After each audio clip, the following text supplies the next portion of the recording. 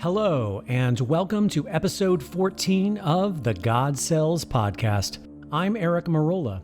Today is June 2nd, 2021, and I just returned from EmCell for the first time since September of 2019. I received my own therapy while there and did a lot of filming at EmCell.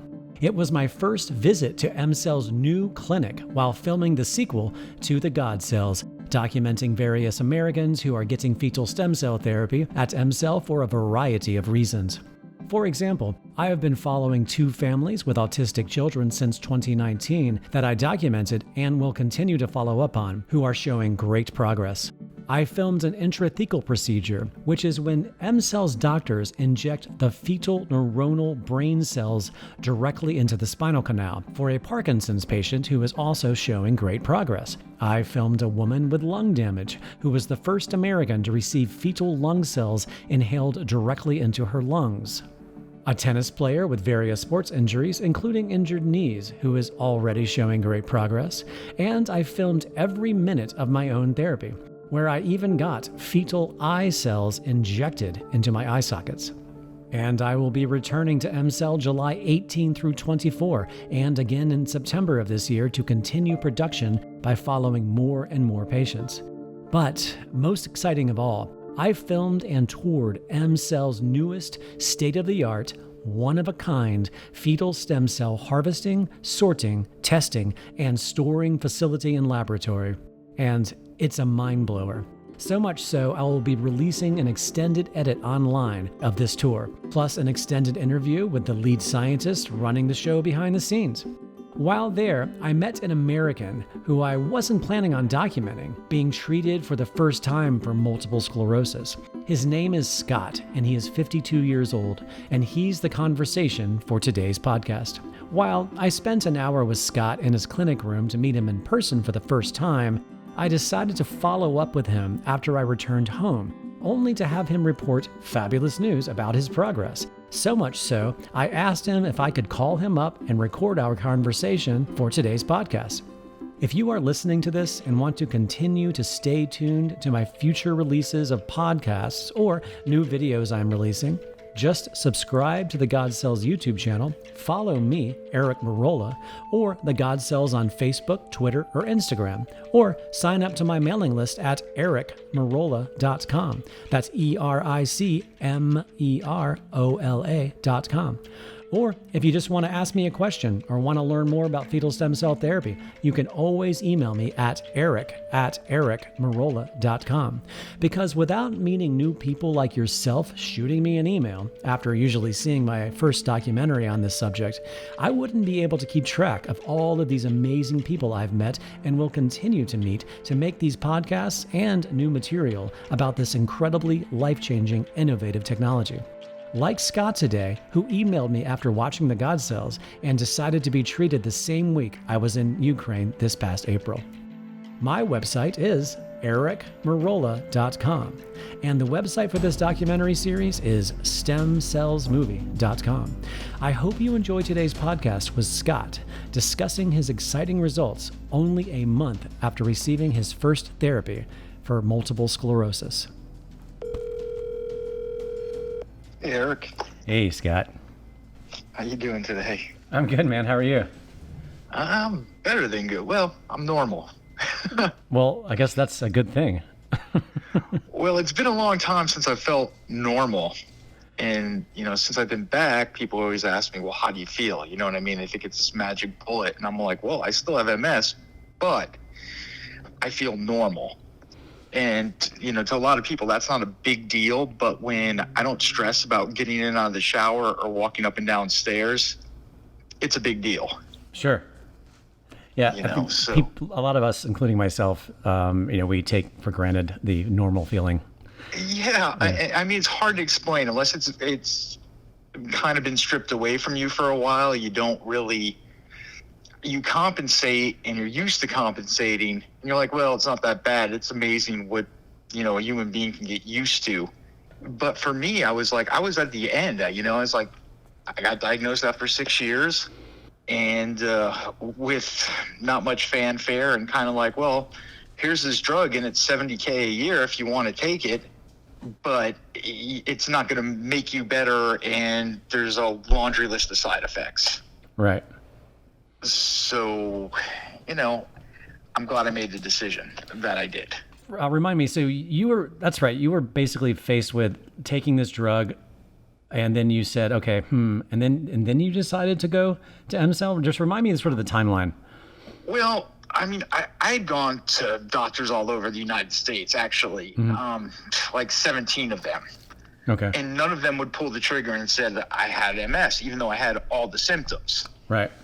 So finally, I did go to an MS specialist, and he said, well, I'm going to say you have primary progressive MS, looking at your charts and everything from the last 6 years. He goes, but you don't really meet the criteria unless we do a spinal tap. And I said to him, I was like, well, if I meet all the criteria except that one, wouldn't you just say it's MS? And he's like, well, and I was like, well, it's a billable service, basically. I already knew I had MS at that point. I was just looking for some kind of confirmation. But meanwhile, while he's telling me that he needs to do the spinal tap, he's handing me these glossy pamphlets for this super expensive drug. For MS? Yeah. The drug that treats specifically MS? Yeah. Well, it's the only FDA drug approved for people with primary progressive MS, but it's not really for that. It's more for remitting relapsing MS, which I don't have. Okay. So, that was kind of like a red flag in my mind. And so I went home and I was like, I'll think about it. But I had been researching stem cells for years before this, like all kinds. There's tons of different kinds, 4 different kinds, and people don't realize that, and they think they're getting a bill of goods that they're not. But, in the United States, all my doctors are in the same hospital, so I have access to their notes whenever I want them. Mm-hmm. So I go and I look at the MS specialist's notes, and he's like, patient diagnosed with primary progressive MS. I was like, how can he do that if he said he couldn't without the spinal tap? And then 2 days later, I got like 3 phone calls from different progressive MS studies in my state that he had signed me up for. And I'm all like, I was done with the U.S. medical system at that point in time. Okay, yeah. I fired all my doctors. I found new doctors, and funny enough, it's, my new neurologist is from Belarus, and my cardiologist, because I have also a heart issue, is from Eastern Germany. Okay. So, and they're both they get why I went to EmCell. My neurologist basically told me, he's like, look, this medicine in America is not going to help you. Mm-hmm. He's like, it's basically them selling you hope, you staying the same and maybe getting worse with, side effects. He's like, go to EmCell. So he was pretty much behind me the whole thing, which is, I can't wait to see him. I see him in 2 weeks. Oh, that's great. Yeah. I'm very looking forward to that too. What's the name of this medication that they wanted to give you? It's the one that's on TV all the time, Ocrevus. Okay. All right.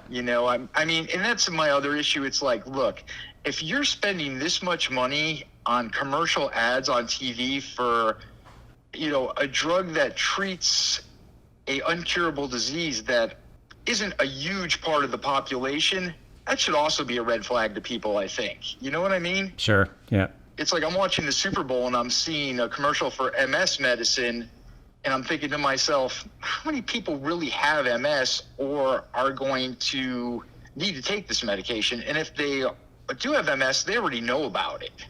Yeah. So the FDA and the American medical system they're not my enemy, so to speak. They do a lot of good, but I feel like they're kind of hamstringed at times.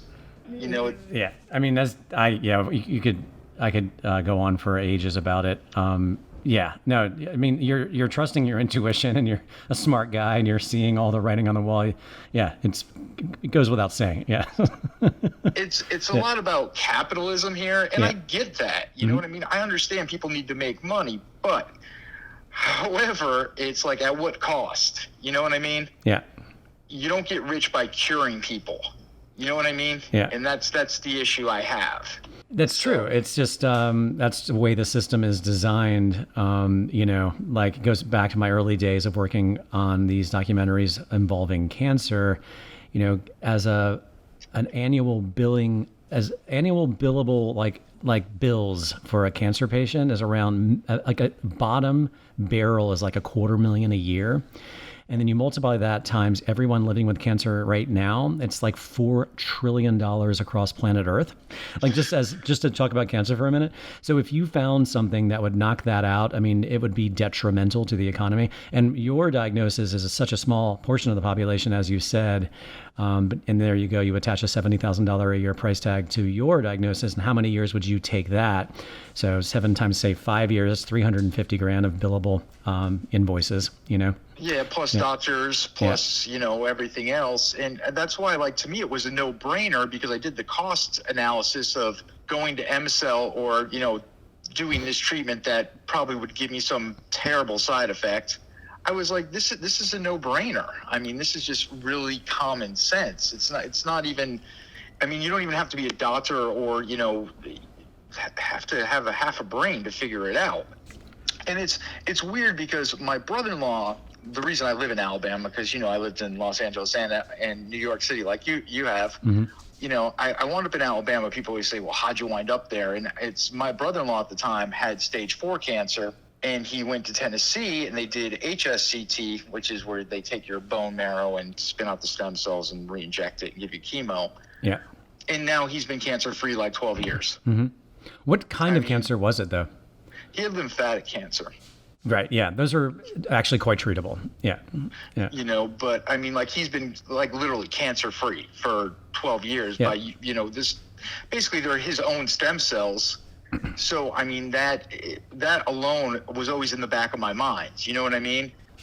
But, like you said in one of your presentations, you're like, fetal stem cells are like the Cadillac with the horse and buggy surrounding it, basically, of stem cells. When I found out about it, I watched your documentary. I was up at like 3:00 in the morning, feeling sorry for myself, whatever. And I started watching it and I was like, huh. And I reached out and you were gracious enough to put me in touch with the right people. And then the pandemic hit. So, I waited it out and I was a little nervous actually because, Russia was building up their forces on the border and, COVID was in full swing, but I was like, I'm going, this is, and I'm so glad I did. It was a life-changing experience. I'm happy you did as well. Yeah, it's funny you mentioned that. Your friends must have been like, okay, so let me get this straight, Scott. You got Russian troops on the border, 40,000 troops. You got a global pandemic, and you're going to Ukraine. Yeah, I mean, my friends were just like, but all my friends, most of my friends know the whole deal, and they knew that I was going to go do this, and they were really super supportive. And then, when I got back, everybody called and, it was like, these are our phone conversations. These aren't like 5-minute phone conversations. And 2 of my best friends were like, look, there is nobody better than you than standing in a bar with a drink in his hand and a cigarette talking about absolutely nothing. Now you have something to talk about. Go tell the world about this because people have to know. That's awesome. Wow. And I was like, I lost some friends actually when I first was telling people that I was going to do this. And I think I'd mentioned that to you that, like because of religious beliefs or whatever, they were just like, you can't go do this. And I'm all like, yes, I can. Because if you're not in my situation or your child isn't in this kind of situation, you don't know what you do. Exactly. Also, too, I mean, I've even interviewed born again Christians who have had this, who have said, this is what God would have wanted. I mean, this is going to be thrown away anyway. That's what I tell people. Yeah. I was like, I got injected with medical waste, basically. Yeah. It's a little more complicated than that, but, in the grand scheme of life, because, some people you really need to dumb things down for. Right. Right. For lack of a better word, and I was like, look, this can, in your documentary, there was a gentleman with his son. Mm-hmm. He had brought to EmCell, and he said, if God didn't want me to use this, he wouldn't have made this available. And I was like, exactly. And if that's your belief system, that's fine. I'm not against religion. I'm not against politics. I'm not against any of that stuff. I don't care. I'm just doing what's best for me personally and trying to share like my story so that people in America understand that you don't have to live like this. You don't have to I was ready, I'd wake up every morning ready to put a noose around my neck, basically, because I was like, my life wasn't my life anymore. I wasn't recognizing the person I was. I was watching it slowly deteriorate. And it's a horrible feeling. If you don't mind, since we're on that, Scott, because I know you're experiencing this and you're so close to it right now, but for people listening to this, particularly somebody that might be in your exact position, kind of describe like the last, I don't know, year or so of your life leading up to going, and then this sort of incredibly, it's only been wait, hold on. It's been more than how long has it been since we've been there? No, it'll be 3 weeks on Friday. 3 weeks my last. Okay. So we're not even talking about a month, and the doctors generally say wait up to 3 months to start seeing really good results. And I will say, in my experience, speaking to different people like yourself, it's kind of all over the place. Some people will kind of mope around and then 3 months later go, oh my God, something's happening. And then while others have fast results like you do. And it's sort of a big question mark as to why this works so quickly for some and more slowly for others. I can only assume that age and how long you've been diagnosed, all kinds of things can be a factor here. And you being, 52 is still young, Anyway, but give me like the quick, like where you were and where you are now, just for people listening. Well, I mean, I've had it for 6 years, basically, but it was a year ago that I got diagnosed with, the basic final, hey, this is what you have. And even, you met my girlfriend. I mean, her thing is like, the day you got that diagnosis, your life changed. She's like, you became a different man. And my progression actually sped up because I just wasn't in the mindset. I was like, I'd been through so many doctors and so many, well, it could be this. Well, we don't know. Well, we'll see in 6 months. We'll do a follow-up. And I'm like, I don't have 6 months. You know what I mean? Mm-hmm. So I was pretty miserable, to be honest with you. I mean, I'm so thankful that Lisa, stuck it out, because I was a horrible individual.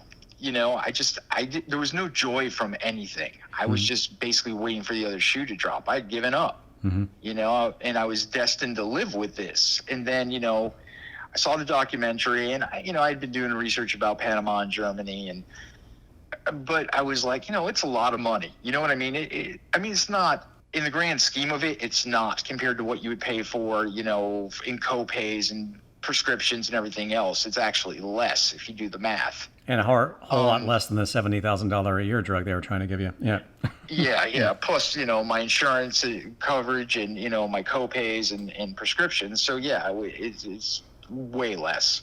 So yeah, I mean, basically I was miserable up until the time I left. And, just before I left, I was trying to get in the mindset. I was like, this is my shot. I'm going to go and I'm going to do this and be really positive, for the best possible outcome. Mm-hmm. But about 2 weeks before I left, my dad, who's got diabetes, wound up having his leg amputated. I had elderly dogs that were passing away, and, my mind was not, even the whole time in Kiev, I was not in the mindset of this is going to work. Wow. I was just kind of there. But the day after my treatment, I had nothing going on. So we went out and saw the city. And, where my hotel is, near Freedom Square. Yep. I actually had walked up to the monastery up on the hill, which is, a pretty good hike. I went and we walked down to the art walk and the other Gold Dome Church. Mm-hmm. We did the whole art walk, and, the streets are old, they're cobblestone, they're up and down, they're uneven. Yeah. Oh, yeah. Yeah. So, I mean, I wound up walking like almost 5 miles the day after my last treatment. I hadn't walked 5 miles in one day in years. Wow. And my girlfriend looked at me and I looked at her, and I was like, I wasn't fatigued. I wasn't miserable. I was like, let's go have dinner, and I was just, so at that point, like a switch clicked on, and I'm like, look, this is like less than 12 hours after my last treatment. Meaning after your second or third day. How many days did you have? 2 days? After my third day. Okay. So 12 hours after your third day. Okay. Yeah. I was like, this is amazing, and I was like, I was able to bend my knee in a 90-degree, angle to get in and out of a shower, which I hadn't been able to do in years. Wow. And I was just like, and I told everybody, if I'm 20% better than when I left, I would be happy. I would say I'm 80 to 85% better than I was. And it's only been 3 weeks. That's awesome. Okay, so aside from the 90-degree angle with the leg, like getting in and out of the shower, like what are other specific things that are different? Well, Well, I had, like pins and needles, constant tingling in my hands and feet, completely gone. Wow.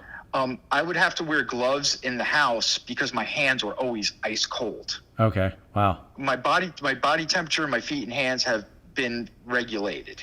Yeah, I don't have that. That's great. Yeah. Just by the way, I mean, because of the liver cells, which are the precursors to the bone marrow and the sort of blood system, they almost immediately start building new capillaries, and your cardiovascular system just goes boof on this therapy. Which makes, that was the thing, because like they had also injected me with some cardio cells because of my heart issues. Yep. Like I had bruising on the bottom of my foot because I had drop foot for so many years and my foot would slam down. All the bruising on the bottom of my foot is gone. Yeah. The grinding in my hips is gone. I sleep so much better. I mean, there was one side effect. I had a sty in my eye for about 2 years, and I've taken all kinds of drugs to get rid of it. Mm-hmm. It's completely gone. And if that's the worst side effect, I'll take it. Wait, okay. Whoa. Okay. Yes. I have noticed that interesting changes in my eyes, but not like change in my prescription, but my eyes like just become more lubricated and just kind of just feel better. So you had a sty in your eye for 2 years, and how fast did that go away? It went away in 4 days completely. Wow. Okay. You didn't have the eye socket injections like No. Okay. No. Wow. And the weird thing is I wear glasses, and I was reading the other day and my girlfriend's like, "You can read that?" And I'm like, "Yep." Wow. I have heard some people say this, like what you just said about reading, but I have not experienced that because I've got horrible prescription eyes. But yeah, so I mean, like the worst, because everybody's always worried about side effects. That's my biggest thing, because I've had. Well, this is the whole thing. It goes back to like before I was diagnosed. I had a couple heart attacks in 2010, 2011. And, it was pretty devastating at the time. I was a young guy. I was 42. Mm-hmm. And it took me a lot to want to live again after that, because I was just devastated. And I started training to run marathons. Okay. Something I'd never done before. And basically they had switched my cholesterol drug, and I was spending like 7 hours a day at the gym running, stupid amounts of miles. And about 2 weeks after they changed my prescription, I couldn't walk. I woke up one morning and I couldn't walk. So I was like, is this a coincidence, or, what did I change? This is what I changed, this prescription drug. And the side effects is like muscle loss and, joint pain and this, that, and the other thing. And I went to the doctor and he's like, yeah, we're going to take you off that prescription because that's really common. But then it never got better. And then they said, oh, that's not what it was. You have MS. So I'm all like, who's right? Who's wrong? I don't really believe in coincidences. So, side effects are a big issue for me. And, I did my research at EmCell. They've never had any side effects in like 20 plus years. Yeah. So I'm going to talk about that for a minute. So yeah, because we are also conditioned, everything like a drug, even sometimes supplements have side effects. So we're so programmed and conditioned to think, what are the side effects? Which is totally a legitimate question.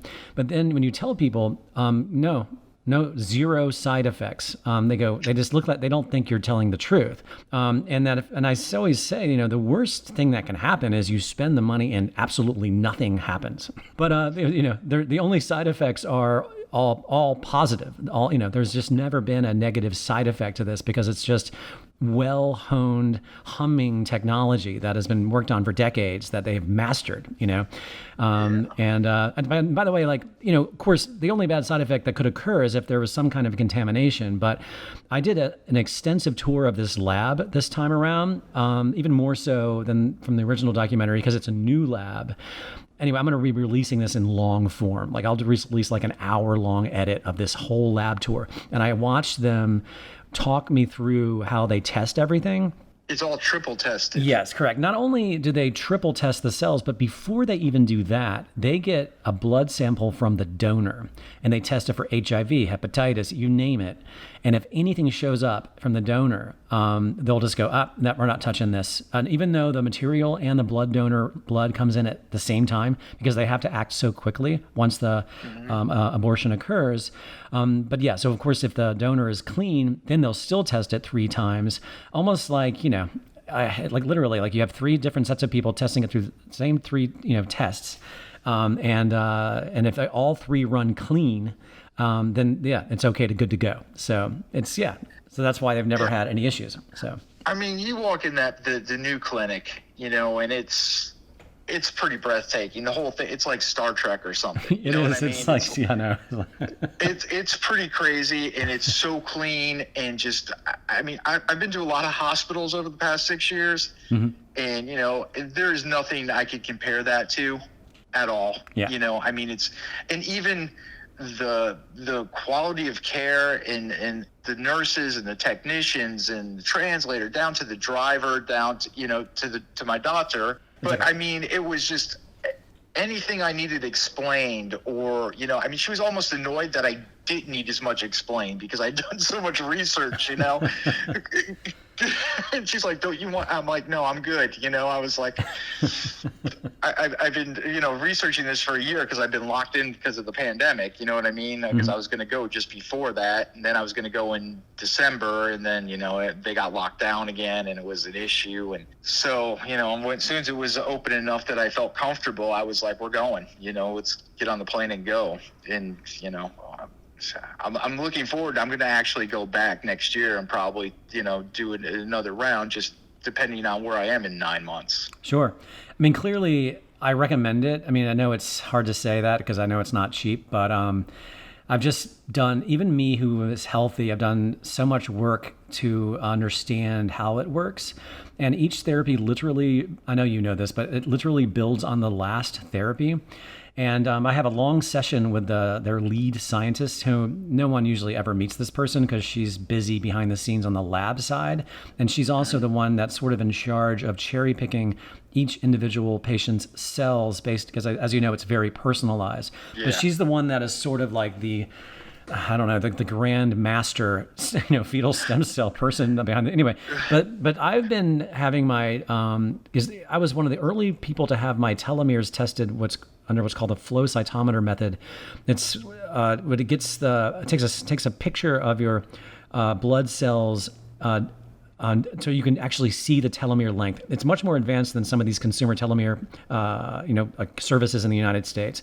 Not only have my telomeres grown significantly since my first therapy, but the percentage of long telomeres went up like 9-fold. Actually, no, more like 25-fold, like from 0.2% to like 8.5% of the population of my telomeres are long. So the reason I say this is, the whole point is, this goes back to you going back. These cells stay in you. And the reason they did this test, and they wanted me to be a part of this study because they knew I was going to keep coming back based on my excitement and passion towards this, is to try to prove that once and for all. So they had like more than a dozen others, local Ukrainians. I was the only American in this sort of study. Anyway, that's all I'm trying to say. So it's like go ahead. Yeah. I saw a thing that you did with a longevity guru kind of guy. Yeah. And it went into that whole telomere thing. And I was like, wow, that's crazy. I mean, it's just, in America, it's like, I just want to tell everybody, it's like, I almost want to slap them in the back of the head. It's tough. And, and they're like, well, it'll be, I was like, first of all, it's never going to be available here. It's not going to happen. If they ever find a way to make money off of this in America, like stupid amounts of money, it will happen. But the problem is you won't be able to afford it then. Yeah, these guys have been doing this for like 25 plus years. With Dr. What's the guy's name from EmCell? The guy that started it. Well, there's two of them. There's Smigadoop and Karpenko. I mean, like those two guys invented this thing. That's their lives' work. I've read papers that they've published in medical publications. But in America, nobody knows who these two guys are, and they're like on the cusp of the whole longevity, health, curing uncurable diseases, helping children and people with autism, Parkinson's. I mean, these guys should be Nobel Peace Prize winners. Sure. Yeah. But they're like, who? It's like, you have to do your research. I think a lot of people, especially in America, just kind of take their doctor's word for it. And the way I look at it, it's like, look, doctors go to school and they have a basic understanding, but everybody's body's different. And they learn how to write prescriptions. That's what they learn. You know what I mean? It's like they're putting a Band-Aid on a hatchet wound. It doesn't work.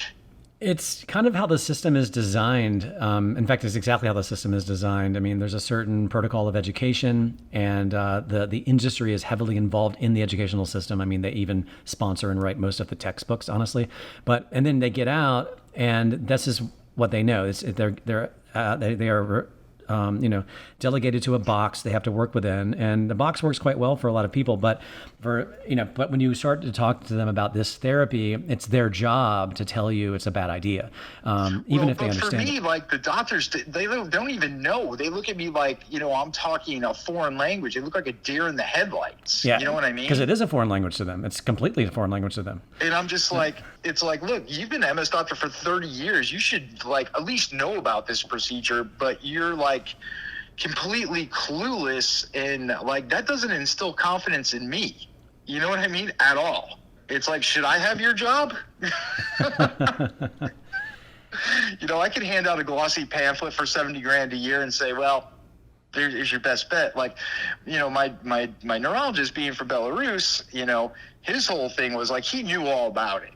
Right. This was not a foreign language to him, and this is why he's my doctor. You know what I mean? I forego the MS specialist just to have a neurologist who kind of grasps the whole concept. He's like, don't buy the hope they're selling you here. I'm like, but you work here. You know what I mean?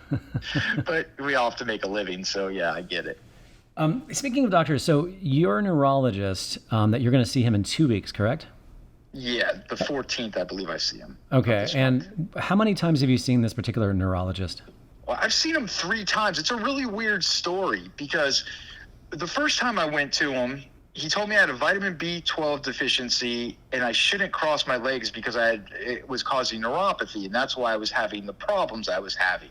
And he's like, I'll see, and he gave me a Doppler, where they put the needles in your muscle and your leg and your nerves to conduct nerves. Mm-hmm. So he said, look, you have neuropathy. I'll see you in a year. Well, that didn't go over too well with me. Didn't really, Then I talked to my primary care doctor, and she goes, well, maybe you should go back to him. And I went back and saw him, and he's like, I am so sorry. She's like, you need to go to an MS specialist.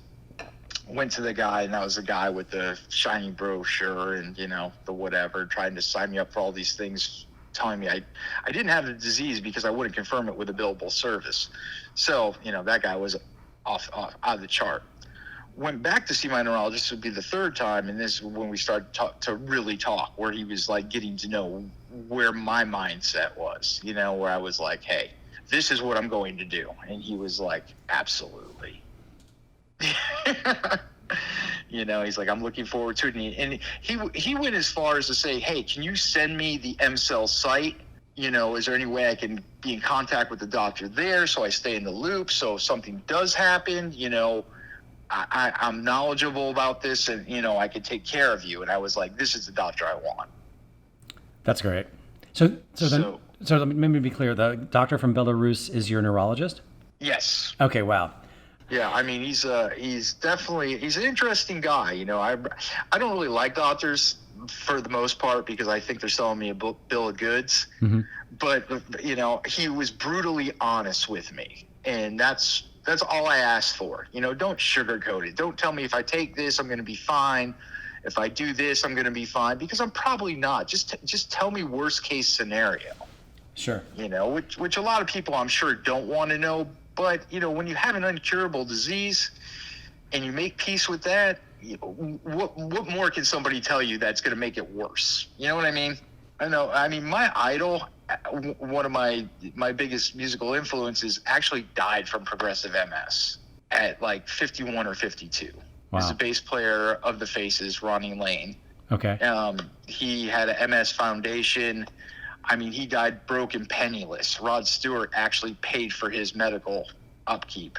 Wow. And in the time he was alive, he did the hyperbaric oxygen chamber. He did the bee stings. He went to Florida and had rattlesnake venom injected in him. Because when you're at that point, you'll pretty much do anything to feel normal. It's not even about feeling good. It's about feeling normal. Wow. Wow, Scott. This is pretty exciting. Honestly, watching what's going on with you is why I keep doing this. So, and like I said, it's like one of my oldest, dearest friends was like, he's like, you got to tell people about this, and And the guy in my band was like, we have a friend that had a stroke, and he lost some use of his hand, and he's like, you got to get Mark to go to EmCell, even if it just lifts his spirits up, just he's got to do something because they're not helping him here, Yeah, I mean, it does really good. Like I said earlier, the cardiovascular side of this is so remarkable. And it also made me really sad to hear about your father getting his leg amputated for diabetes, because this, could still help him. Prevented it. Yeah, exactly. It could have, no guarantee, but, it could also still help him from any further damage. But yeah. I mean, it wasn't, he had actually gotten a scratch on his foot, and it got infected and turned gangrene. That's what had it amputated. Okay. I mean, it wasn't. I mean, because he has diabetes, people, they have, they get cuts or whatever. Chances of infection is like tenfold. So, I mean, he didn't treat it properly, and it's really sad. But it could have been avoided. Yeah. All right, so sort of, I'm going to go back to you for a minute. So you had neuropathy essentially in your hands and feet, plus tingling in the hands and feet, which kind of goes hand in hand, right? Yeah. And plus, the coldness, that's gone. Yep, that's awesome. What about just sort of your overall mobility differences? I mean... Well, I mean, here's the weird thing. It's like I told you, after 12 hours after my last treatment, I walked 5 miles, which I hadn't walked that much. But I mean, I can get up and down the stairs. I mean, I still have a little bit of drop foot, but like when I did the physical therapy at EmCell, and I mean, it wasn't anything I didn't know. He was like, look, because you've been walking this way for so long, your muscles have atrophied, and your hip flexors, and the cartilage in your legs and the muscles. He's like, basically I need to relearn to walk. And, so I got a flash drive with my physical therapy exercises that was made at EmCell, and I watch that, and I do that every day, and it gets better, it does. That's great. Yeah. And, like I've gone through physical therapy here like 3 or 4 times, because that's like the script they write me. And, I go do it, and it is what it is. And, but the weird thing is when Anatoly, he's one of the physical therapists at EmCell, everything that he showed me was completely opposite of what I learned here in America. Wow. Tell me more about that. Because when someone tells you to do an exercise and a therapy, they're looking for the greatest range. You know what I mean? And you want to do it, so you're like tensing your body, you're stressing, and he's all like, what are you doing? He's like, it looks like your head's going to explode. And he's like, no. He goes, if you can't do it, don't do it. He goes, you will be able to do it in time. Make smaller movements, like 1 centimeter, then maybe next week 2 centimeters, but build up at your own pace. Whereas in America, they're just like, move a foot. or and he's like, no, these are micro movements, and it was like such a different experience than, he was like being so gentle and telling me completely opposite of, he's like, don't stress yourself, don't overexert yourself, he goes, it'll come in time. Whereas in America, it's like mild mannered, whatever physical therapist is all like, move 2 feet. And I'm just like, oh man, I can't, So yeah, I mean, but like it works. And I understand that, I mean, you got to do the work, it's like I said, there is no magic bullet. Sure. I'm always going to have MS. I understand that, this basically is buying time and helping my quality of life. Yeah. Which is really all the most important thing here, really. And exactly. I mean, I feel, like I said, I feel normal, which isn't a big deal. Like, I like myself again, because I didn't like myself for a very long time. That's awesome, Scott. Wow. And even like people I talk to have noticed, they're like, you sound different. You're much happier. You're not, doom and gloom. You're more optimistic when it comes to certain things. Whereas I just lost my lust for life, to be honest with you. Sure. I was just like, it was kind of sad, and it's hard being in your head when you're like that. So, I'm so thankful that I got this opportunity. I'm glad I saw the Godzilla, and I tell everybody to watch that movie. You know what I mean? It's just like, and people are reaching out to me who through friends of friends who are like, my sister has MS, or, my brother has MS. And I'm like, here, watch this movie. Here's the website to EmCell. Do your research. There's no guarantee, but it is specialized for you. You'll be well taken care of. Kiev's a beautiful place. I was like, make a educated decision. I was like, I have no regrets. That's awesome. And it goes without saying too, because I'm going to be back there a few more times this year. If you want to share my email, you're welcome to. Just like how you and I met, even though we didn't spend a lot of time with each other, but it's something kind of cool about having sort of a semi-familiar person also there with you, No, it was great, and I so enjoyed meeting you and your wife, and getting that little bit of time we had to just talk about art. It wasn't even about EmCell, you know what I mean? Because I don't think a lot of people know what an amazing artist you are. I paint, and you lived in New York, I lived in New York, I lived in LA, you live in Los Angeles. It was very easy to talk to you because I feel like we're totally different, but we have the same kind of thing. You know what I mean? I do know what you mean. Totally, I feel the same way. Yeah. So, and people were asking me about Kiev, you know what I mean? That's enough about my sickness, People ask me, because a lot of people don't speak English there. I was trying to explain this to my mom, that I was like, being there kind of restored my faith in humanity, if that makes any sense. You know what? I know exactly what you're talking about. Yep. Because like when I lived in Los Angeles, there are people that speak all kinds of languages, just like in New York. And 9 out of 10 times, somebody comes up to you and speaks a different language, and you don't understand them. It's like you light a cigarette and you walk the other way. Mm-hmm. You know what I mean? But there, it's like I thought I was annoying people by not understanding completely what they were saying. But like they're on their phone taking out Google Translator. They're bent over backwards just to try to have some kind of communication. I met a guy on the street walking a dog who actually happened to go to college in London. And, he invited me and Lisa. He's like, I'll show you around. He spoke English. He's like, I know it's hard here because not a lot of people speak English. He goes, I live up the street. He's like, with my mom, I'm off of work this week. I was just like, wow, this is crazy. You know what I mean? Yeah. It was like people are genuinely human. Yeah.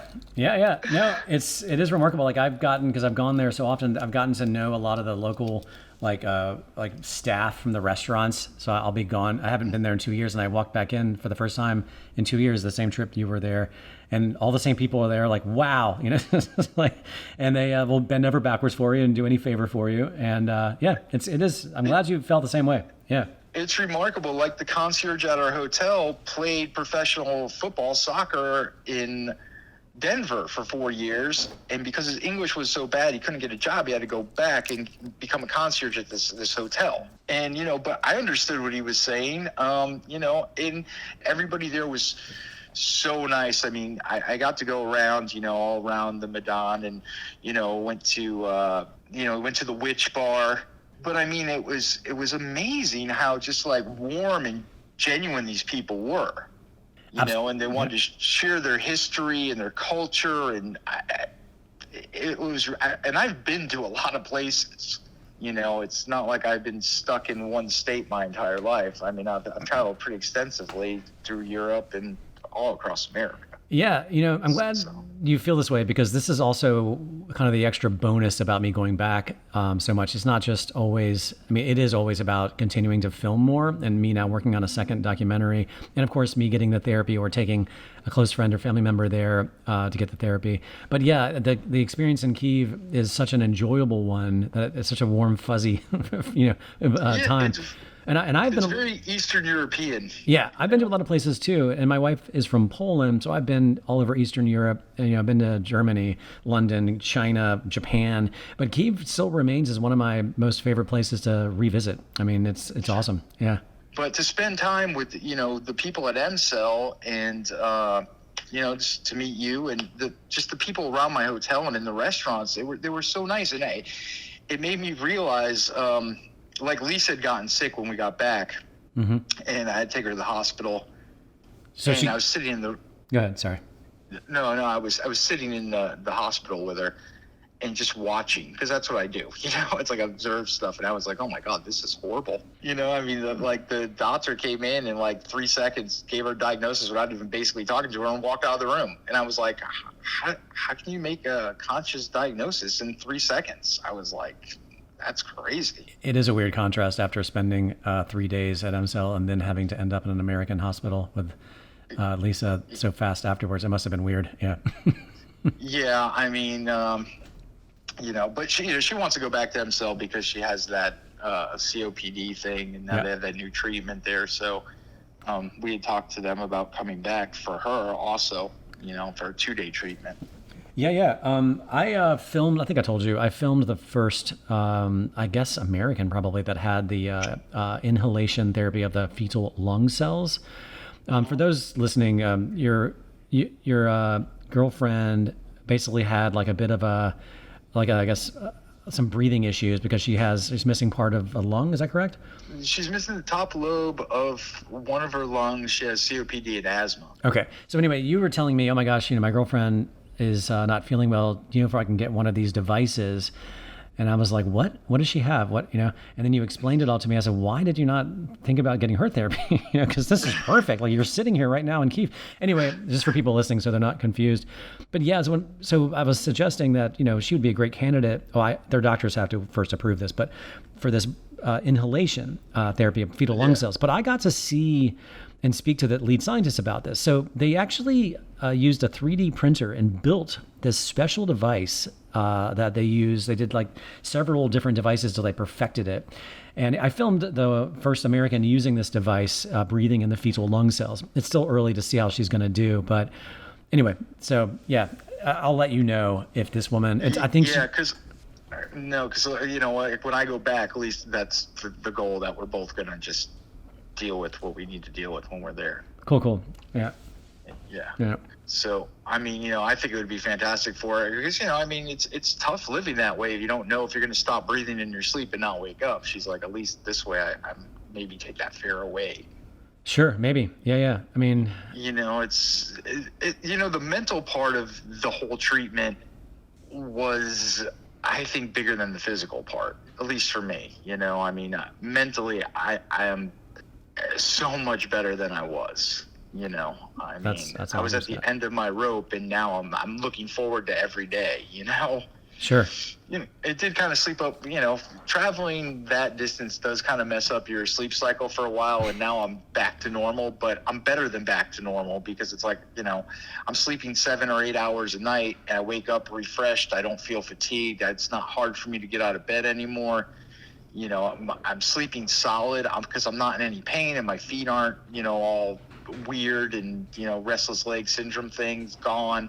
I'm actually getting quality sleep for the first time in probably 5 or 6 years. That's fabulous. That's one of the things, not that I've had difficulty sleeping, but I remember because I'm sleeping a lot better too, because I had the therapy as well, as you know. I sleep so sound without waking up at all. And it's fantastic. Let me ask a question, because you play an instrument, right? Yeah, I play guitar. Okay. So, I mean, you had neuropathy in your hands. So, I mean, have you, I'm sure. Yeah, I mean, that's another really weird thing. It's like, I was having trouble because it was my right hand where I hold a pick. Mm-hmm. I play, I don't know if you call it punk rock, but like the pick, like I didn't even know it was between my thumb and forefinger. It would fall out. It was very frustrating because I had really no control over my hand whatsoever. But I played guitar for like 2 hours yesterday. Not a problem. I paint, and I had stopped painting, and it's like I started painting as soon as I got home, basically, because I have the control and dexterity of my hand again, which I hadn't had for a pretty long time. Absolutely. That's super cool, Scott. Because I mean, I'm assuming, because I'm, I paint as well, but I've never played an instrument. But I know if you got good enough at playing an instrument, it's such a big passion and part of your life. And then to be able to have difficulty doing that again at age 52, that must have been hard. And now you're back at it. That's like goes back to what I was saying. It's like I was before I went, I was seeing my life deteriorate. I mean, everything I love to do. I love to paint. I love to write. I love to draw. I love to play instruments. I build instruments. So to have all that taken away from me, it kind of, I wasn't the person I was, it was, the definition of me was just not there anymore. Sure. And, it's a miserable feeling to lose yourself, and to watch you lose yourself is even worse, knowing that you are. So this kind of brought back a lot of life for me. I mean, my hand was at like 50%. Now it's at about probably 97%. That's super cool, Scott. That just makes me so happy to hear. And I didn't even expect, to be honest, Eric, I didn't expect it to get that, I didn't expect it to be that quick, and I didn't expect it to happen. I thought, well, if it's 10% or 20%, it'll be worth it. You know what I mean? Mm-hmm. Or if it stops it from getting worse than what it is the day I left, it would be worth it. Wow. But to actually be able to regain, doing the things that I love to do, it's the greatest gift anybody could ever give another human being. I can't, it's kind of like almost being speechless. It's like, I've been talking about this basically nonstop since I've gotten back. Anybody will listen. So calling you up to do a podcast was like no problem. Yeah. Yeah, like the guy who took Lisa's blood, and when we were in the hospital, he had to hear the whole story. But then he stopped, and he actually got out a pen and wrote down the name of your documentary. So it's like, okay, I'm like, go watch this, get educated. And I think that's the biggest problem, at least in America. People just aren't educated. They don't, for some reason, they think everything stops at the U.S. border. Yeah. And there are so many therapies and doctors and things outside of FDA regulation that do work. You just got to do what's best for you. Since we're on that again, I learned so much more, I gained so much more clarity on why I know that it will really never materialize in the United States. And obviously the first one is the abortion issue. And even in the clinical trials in the US where fetal cells are used in a sort of so-called experimental clinical trial, they use only one cell type. So it'll just use only the brain cell or only the heart cell. Well, you and I got the whole kitchen sink. We were given everything, but different levels. I got a list of all the cells they gave me. I asked them for it. Yeah. They're like, we don't normally do this, but we'll give you the list. I mean, it's 13 different cells, you know what I mean? Or 14 different cells. But get this. So I'm going to try to make this concise. But in the United States, when they do give fetal cells in a clinical trial that's FDA approved, what they do is they're using a cell that's been replicated from a donor, from a decade or 2 decades ago. So they don't need new fetal materials. They just pull from this, a stock of cells that have been sitting there. And what they do is they take the cell in the lab, and then they replicate it in the lab to create a lot of them from a small amount. And then they inject it into the patient in an American clinical trial. I was speaking to the lead scientist about this, and she was saying that this is bad because it's not very effective because you've already exhausted the cell's purpose outside of the human body before injection. And this is also why you hear, yes, we give you so many cc's or millions of cells because we made a lot of them. Well, it doesn't really matter because what you want is the fresh cells injected into the body just in the right amount to then go poof and explode in replication inside of your body. You don't want it done outside and then shoved in. You want it put in and then explode within. So anyway, so just that alone, because that means all new fresh fetal material would be needed on a daily basis. That'll never fly in the U.S. right there. And then I mean, the weird thing about it is about a year ago, I was reading an article in a medical journal that said they're trying to make basically faux fetal stem cells. They're trying to figure out how to do this so they can sell them as a therapy.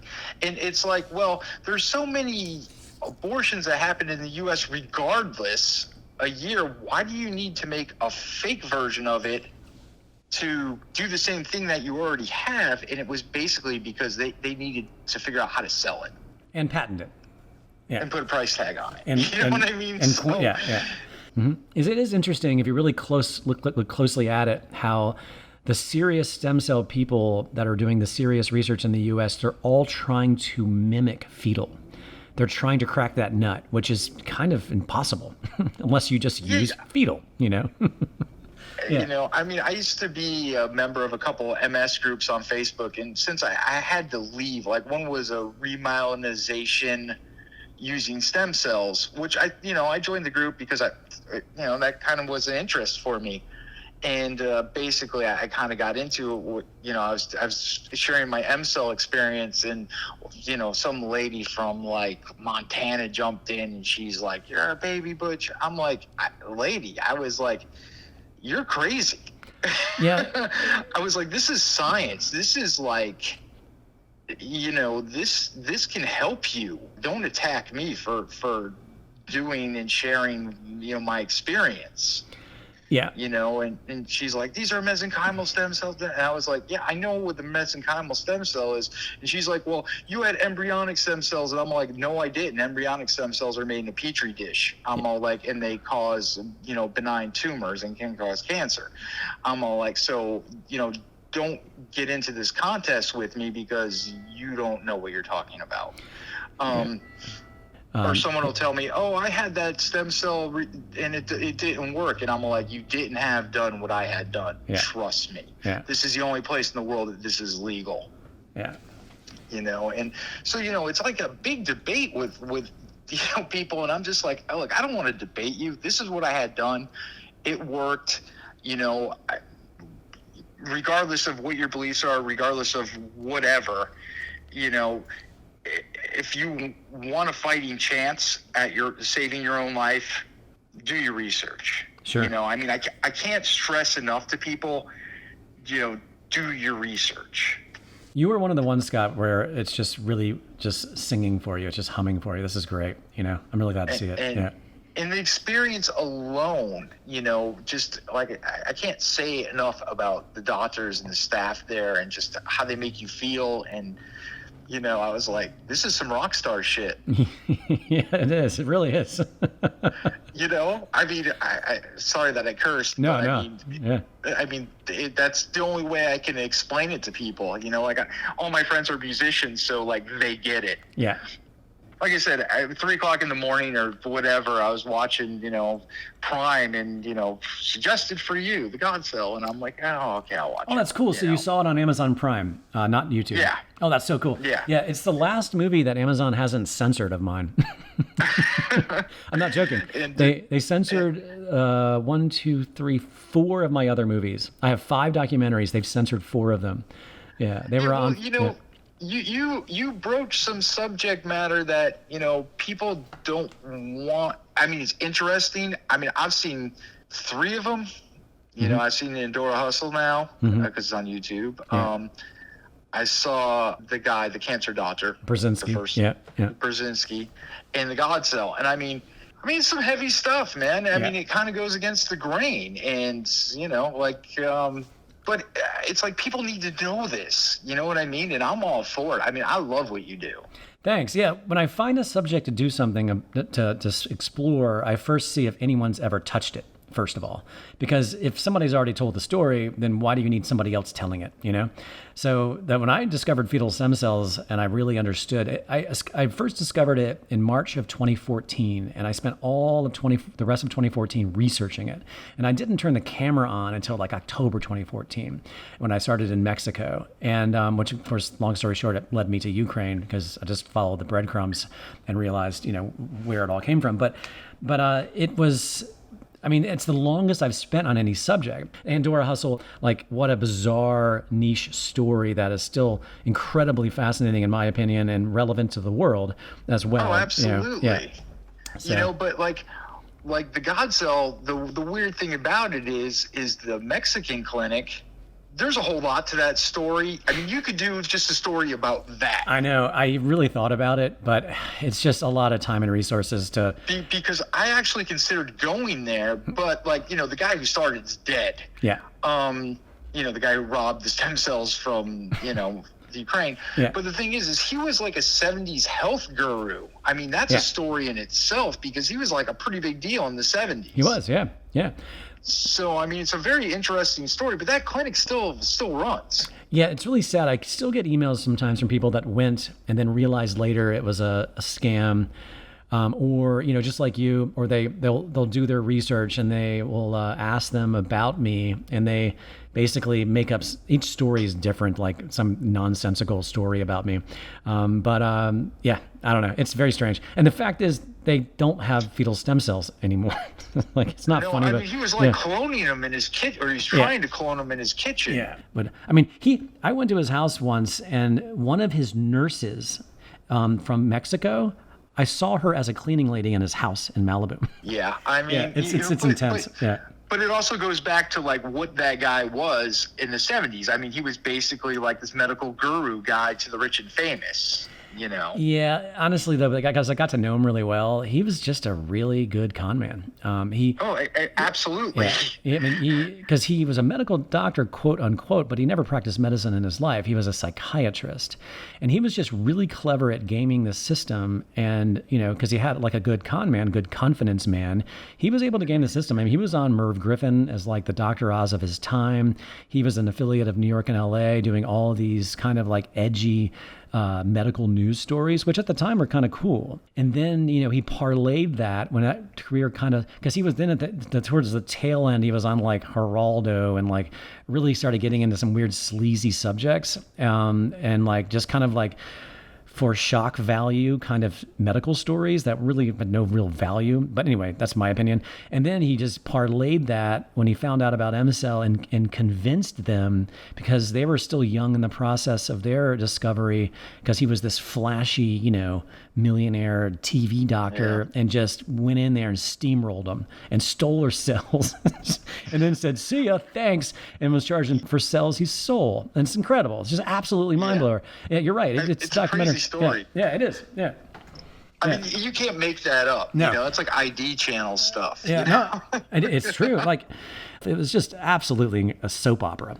And then there is actually another supposedly fetal stem cell place in the Ukraine, and a friend of mine sent me the link to it, and I'm all like, no, that's not where you want to go. Yeah. See, that's another story. So there's one called Infinity.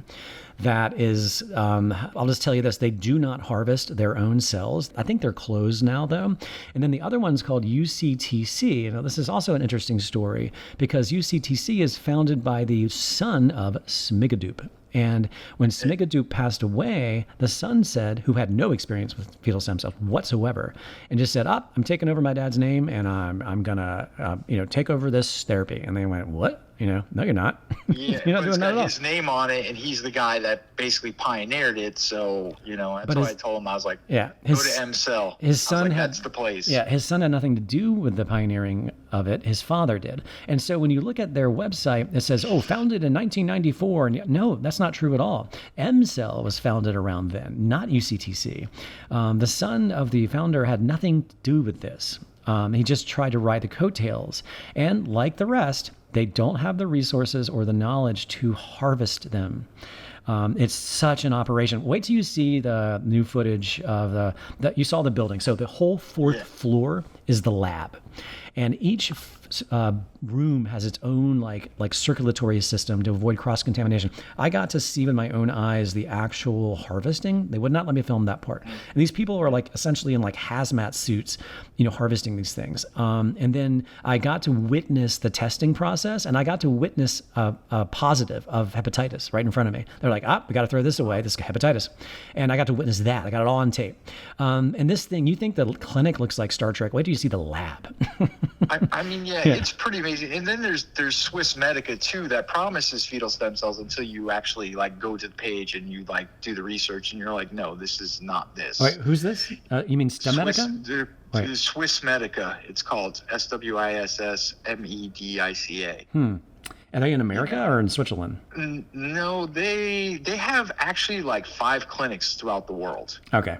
Well, once you realize that fetal stem cells is not legal on the books in any country on earth except for Ukraine, that just tells you right there that it's not fetal stem cells. I mean, I've done the research on this. Like I try to extensively to find any place in the world that does this, and it doesn't exist.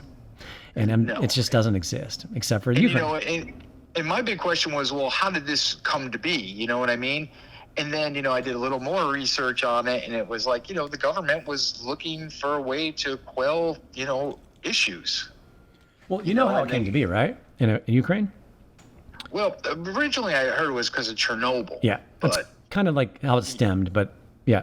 And they didn't really know what they were kind of signing into or signing on for. They just wanted to stop like the birth defects and the horrible effects of the Chernobyl accident. Well, these guys had already been working on this. They'd already realized its potential before Chernobyl.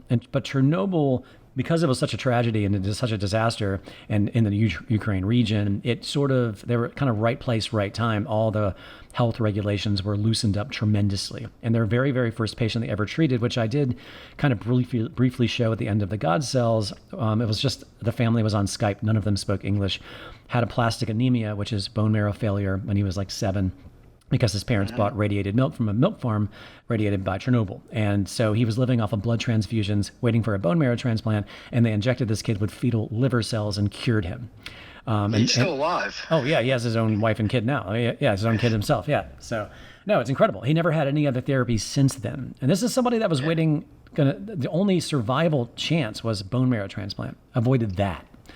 So, that's a big deal. So obviously it wasn't hard to convince the Ukraine Ministry of Health because they had more cases and more cases they could present. And then boom, the law was written into place. It was, again, right place, right time. There's just no law in the books anywhere on earth where this is legal. Seriously. So anybody that tries... I tell people that all the time. I'm like, this is it. This is the only place on the face of this planet that you can have this done. Yeah. So, yeah. And I was like, they've been doing it for a really long time. It's like, and people are like, well, what if it comes to America? And I was like, what you got to realize is even if tomorrow in America, somebody said, okay, we're going to do this, you're already 30 years behind. Yeah. You know what I mean? Yeah. You're going to be playing catch up forever. Yeah. Because I've seen that clinic. I can only imagine what their lab looks like and the brain trust that works there. It's like these people have been doing it for so long and understand it so well that even if it was legal somewhere else, it's like, how do you get people up to speed to understand how this actually works? My whole point of making these movies is to people like yourself see it, and hopefully it helps. Isn't there a fetal stem cell committee in California? Well, it's called CIRM, CIRM. It's not fetal. Yeah. It's all stem cells. They're stem cell agnostic, as they say. And I profiled them in my first documentary about this. And I talked to them about fetal. They wouldn't speak to it on camera, but they said, of course we know that's the most powerful one, but it's just off the table in the United States. It's just not an option. So it's not fetal at all. But they're also kind of failing, sadly. It's kind of sad because I think they were all good and well-intended people that got taxpayer money matched by private funding to get a law passed based on a vote to get this thing going, and it's kind of sad because they're like my doctor said. Stem cells basically are the future of medicine. So either somebody's got to figure it out or, it's going to continue to be the way it is here. And that's really sad because people are suffering that don't really need to. Yeah. But the problem is that it's a square peg in a round hole when it comes to stem cells because you're trying to introduce this incredible innovation using biology instead of chemicals to treat ailments when the entire system relies upon the chemical-based, patent-based system to sustain itself. So you can't introduce this new thing, again, square peg, round hole, when you're going to wipe out the existing system.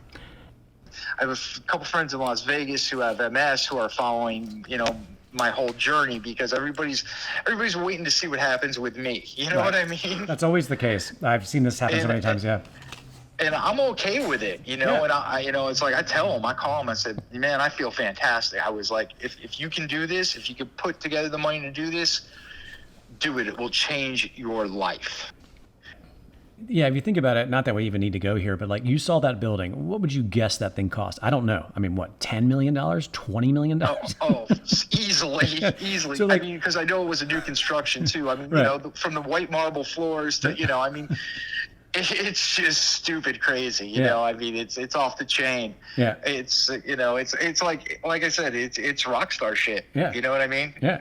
It's funny because the day that Lisa didn't go to the clinic with me because she wasn't feeling well, I was sitting in my room, and they don't give you those stupid ass out gowns like they do at the hospital. You got this big fluffy bathrobe and slippers, and everything is like it's like staying at the Four Seasons basically. Yeah. And I'm sitting there in this room and I'm looking around and I'm all like, how did I get so lucky, for one? And I was like, two, I felt like, I was Axl Rose, or something. I was just like. What's also interesting though, I was on the fourth floor when I saw the cells being harvested. I was told, I said, I can't remember her name, but she said she's been here since the very beginning. She's the lead harvester since the 90s. So they have the same, wow. worked under Smigadoop, back in those days. Let me ask you a question. Did they give you the injection in the butt? Yeah, I got 3 of them. Oh, okay. At least one of them were sort of like specifically for men with a male reproductive, et cetera. Yeah. Did you notice any changes in your libido after you got back? Oh, absolutely. Okay. Absolutely. Okay, just checking. Yeah. But, I mean, those were those deep muscular shots. Yeah. They go in pretty far, but I didn't feel any of them. But I was just curious because we're both guys. Because I guess that's one of the first things. As soon as I got back, I went, here it comes again. Yeah, it's pretty crazy. It was funny because the next day, I actually woke up with an erection, which you don't do after you're 25 years old. You know what I mean? Right. And I was just like. Well, especially since you had neuropathy, so you're in your hands and feet. I had narrowing of the blood. I had arterial sclerosis. Yeah. But the bruise, like I said, the bruising on my foot, because you have a lot of small blood vessels on your foot, and from slamming it down with drop foot, one side of my foot was almost completely black. Because the blood vessels would break and whatever, and that's gone completely. Yeah, that's awesome, Scott. That's super awesome. Yeah. So I mean, like I said, there's not enough. I mean, it should probably be double what they charge. You know what I mean? You know what? The funny thing is that the clinics in Panama with subpar cells do charge more than double. I mean, a lot of these other clinics, even in America, they charge way more than what they're charging for subpar stem cell therapies. I mean, it's, yeah. Yeah, it's definitely, it's definitely worth every penny of it. I mean, Yeah. And I mean, technically the flight and, the hotel, and I mean, I stayed at a 5-star hotel. It wasn't like I stayed at the Microtel Inn or something, 24-hour room service, kitchen, concierge, whatever you could possibly ever want. There's a pool, a spa, massage, everything in this hotel. It's an amazing hotel. Yeah. It was $455 for 7 days. Yeah. For Shattuck. Wow, they must have lowered their prices tremendously because of COVID. I mean, I didn't get the balcony room because the balcony room is almost double what I paid, but I had the room in the back, which was fine because I had a view of the Gold Dome Church. Mm-hmm. Yep. But I mean, it was a king size bed, full wall panel TV, it was gorgeous, marble shower. It was a gorgeous hotel, and I mean, for that price, I was like, really? I know. It's pretty remarkable. I mean, it's just like being in any large metropolitan city in Europe, whether you're in Paris or Rome or whatever, It's an amazing place. Yeah. I mean, it's funny. I had a thing about it. I said, when the bill comes and it's 15,000 UAH and you start sweating and then you realize, that's $52. Yeah, right. And meanwhile, you've had a bottle of wine and 2 steaks and a shrimp salad and, all this gourmet food. And you're all like, oh, okay. It's been such a pleasure, Scott. It's, yeah, it's part of the fun too. Doing this is I get to meet a lot of fun new people that we would have normally never met, and it's been a pleasure, that we actually did meet. And who knows, I'd love to stay in touch with you and hear about the neurologist's response, and who knows, we might be there again together next year for all we know. Absolutely, and keep painting. Oh, I am. But your paintings are amazing, Don't ever stop doing it. I'm not going to ever stop doing it. No. That's not going to happen. Yeah. I wish I could have more time to do it. But don't worry. I have them all over the house. I have an easel downstairs with my table just ready to get at it again. I have 3 pieces I'm working on now. I kind of bounce between pieces. It's like the cult of Eric Merola, because of the God cells. But I think these people need to know that you're an amazing, accomplished painter. Thanks. Because I think people kind of skim over that, and they see you as a director and an advocate for stem cells, and and that's fine in itself. That's amazing enough. But it's like, you're such a talented painter that I think people need to go look at that. I appreciate that very much. And also, it's interesting on that subject. A lot of people don't realize that I've done 4 other documentaries as well. They just think that this is all I do, and I guess I can see why they would think that. But anyway, yeah. Well, they should go watch them too, because I've seen 3 out of the 5, I guess, and they're all. It's good stuff, it makes, if nothing else, it'll make you think. Yeah. People need to open their minds. Yeah. All right, Eric. All right, buddy. Well, give my best to Lisa. I hope she is doing okay. And let's just stay in touch. WhatsApp me, email me, just stay in touch. Give me any updates. And, for sure. Well, enjoy your trip back. I will. Thank you. And I'll let you know if you're not on my mailing list, or if you don't see me on Facebook or whatever, but I'll be posting after this trip a lot of new footage that I filmed. Because we have YouTube, I'm going to put a lot of footage online in long form, like the whole lab tour, my whole interview with the lead scientist, and stuff like that.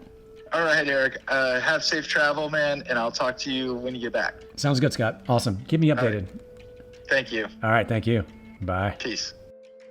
That was episode 14 of the God Cells podcast. If you or anyone you know listening to this podcast, or watched the God Cells documentary, or any of the material I have released following fetal stem cell technology, and you have a question, you are welcome to email me at eric@ericmerola.com. That's ERIC@ERICMEROLA.com. Definitely email me if you are interested in being in Ukraine for therapy while I am also there this July 18 through 24, or later this September. Who knows? You could end up in my new documentary. But of course, it's not a requirement. I'm happy to answer any questions you might have about this technology, regardless. Don't forget to follow me and this series on my Eric Merola YouTube channel, the God Cells YouTube channel, as well as Instagram, Facebook, YouTube, and Twitter. Or just sign up to my mailing list. Until next time, I'm Eric Merola.